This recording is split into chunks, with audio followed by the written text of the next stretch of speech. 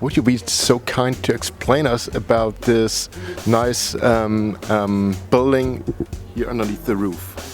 So, in the live action portion of the movie, it was hanging from Bianca's bedroom ceiling, right? So we had to set that up, and in order to set that up, we had this large, delicate model that we had to carry across the studio, through wires and bright lighting and cameras, and people are moving things around, getting ready to film the scene, and we're delicately carrying this really large model and trying to get it hung and balanced and keep it level, right? So having to do that, and we had some help from the set decorators and people like that, but it was quite nerve-wracking. We had a few times where it almost got tangled in the strings, and it was a bit of a dramatic adventure for us.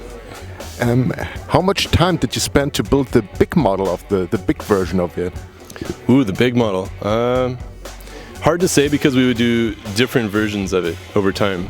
And then if you actually account back with the people working on the digital side, so the animators, right, they're building this massive version that I believe is probably 3-4 times taller than that one. The actual thing you see in the film, or in the animated portion of the film. So adding that all together, I imagine it would probably be around 400 hours, somewhere in there. It was quite a bit, yeah. Yeah, so we all understand why it was such a nerve-wracking process to get this one placed in the movie. Yeah, it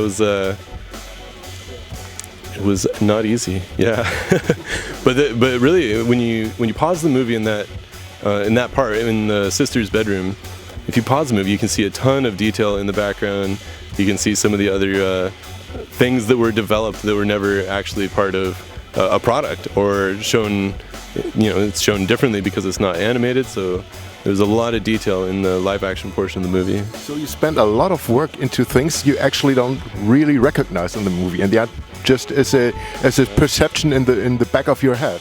And one thing we love about that, if you go back and watch the movie again, you're still going to be surprised. You're still going to see new details. Like, you may know the story, but you'll see different motives or different background details, or maybe you'll catch that one nice part usage here and there. So we think that brings a lot of fun to it for us, So that's the reason why it really makes sense to watch the movie twice, or even for a third time. Right, and especially for parents that are maybe going to be doing that, I think you'll enjoy getting to see those details. Thank you very much. You're welcome. Thanks.